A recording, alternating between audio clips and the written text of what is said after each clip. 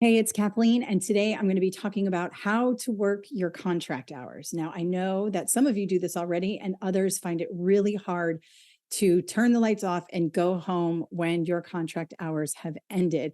So, I'm going to give you a few tips today on how to do it and how to work into that slowly so it doesn't stress you out even more. Let's get started.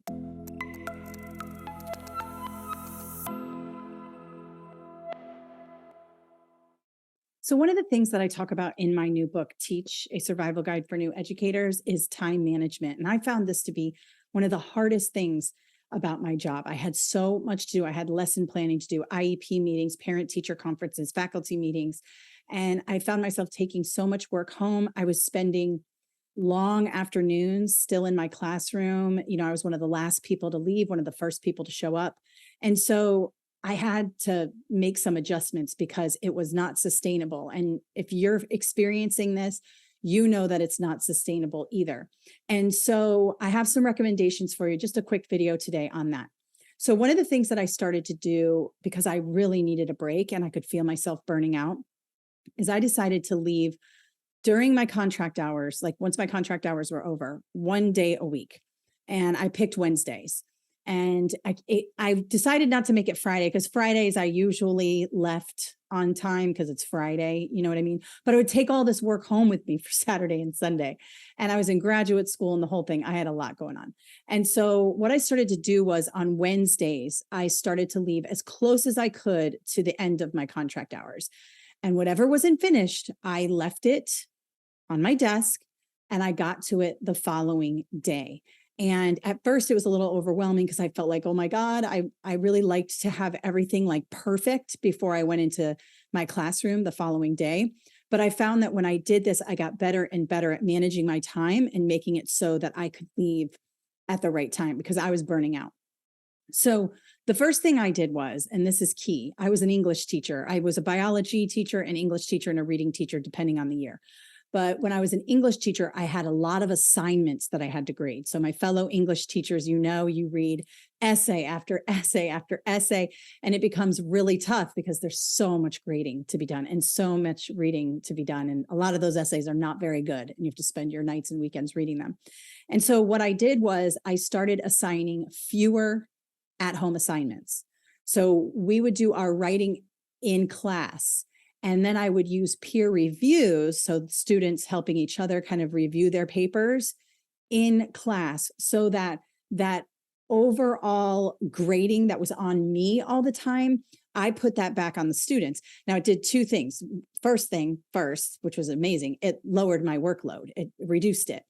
The second thing was it helped students to learn peer review processes, how to look at each other's work and find areas that needed improvement, to give really good feedback, and they actually became better writers for it. And so I started implementing that practice wherever I could.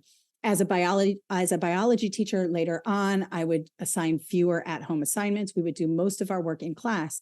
And I realized that a really, really good in-class assignment beats an at-home assignment any day because the students are more engaged. They're not just doing it to check a box. And if I could structure my assignments better during class, it completely reduced my workload for home when I was supposed to be resting and being with my family and all of that.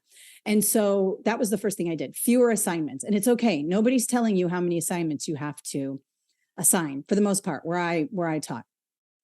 The second thing I did was email was a huge issue.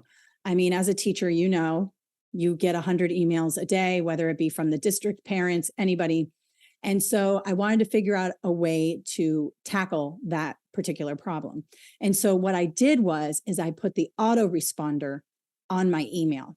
And all it said was, thank you so much for reaching out. I am currently teaching or not available. I will return your email within 24 hours within the next business day. So if it was the weekend when I got an email, they would get that autoresponder back. And what this did was it trained my parents and others to stop emailing me constantly because they would get the autoresponder. It kind of put a boundary up. Now, it's very nice in the autoresponder. I said, your email is important to me and I promise to get back to you, but right now I'm teaching and I can't. And so that really helped me out a lot. And then once I did get to my emails, I would time block my emails. I would do them all either in the morning when I first got to class. Sometimes I did them right before I left, and I would just time block. I would take a half hour, 45 minutes, whatever it was, and I would just do the emails all at once. And I still do that now in my business, unless there's an emergency and someone can't log into their course. Of course, I'm going to answer that email. But if it's something that can wait, I do it when it's my designated email time. And so obviously, if your principal emails you and says, see me immediately, that's not something you can wait 24 hours for. But if it's a parent question, or if it's something that's not as important and doesn't need your attention right away, you can do that. And it definitely trains people. It shows them that you have a boundary, that you're teaching and that you're busy, and you're not available 24/7 to respond to emails. And it helps you to organize and stay on track, because email can be a huge, huge problem for teachers who are just trying to survive and do what their job entails, which is like a million things. And so those two things really helped. And so what I started doing was I would leave one day a week. I chose Wednesdays. I put the work down. I organized it for the next day. I had it ready to go of what I was going to do, but I put it down and I went home and I cooked dinner and I hung out with my daughter and I hung out with my husband. And I realized when I started doing this once a week, I was better for it. And at first it was a little overwhelming. I felt like maybe it was piling up a little bit, but once I got into the routine, I was able to just work my contract hours, not only on Wednesday, but Monday, Tuesday, Wednesday, Thursday, and Friday. And so I find that with teachers, and I know this because I was a teacher, it's hard for us to set boundaries, not only for our colleagues and our bosses and our parents, but it's also hard for us to set boundaries with ourselves and understand that we need time to recharge, relax. Education is one of the hardest jobs out there, and you need time to rejuvenate in order for you to be great in the classroom.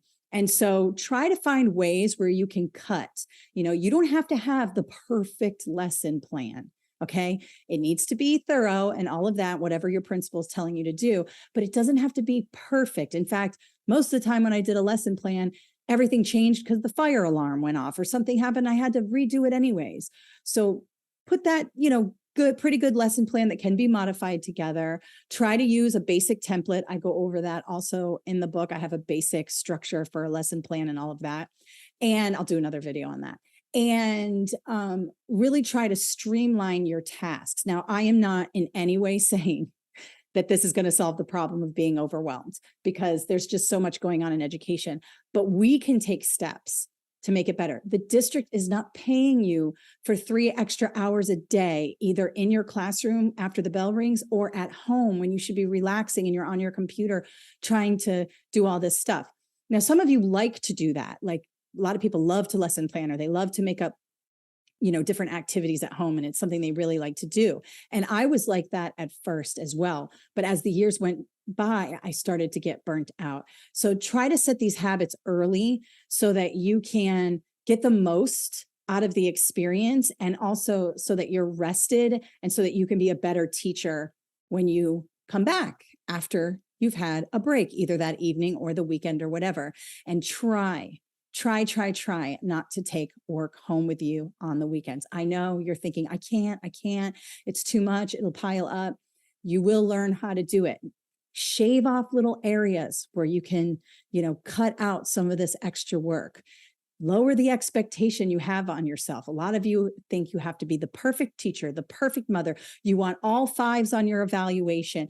You want to make sure you're in graduate school and you're getting all A's in graduate school. And it's just too much. It's too much. So where you can cut.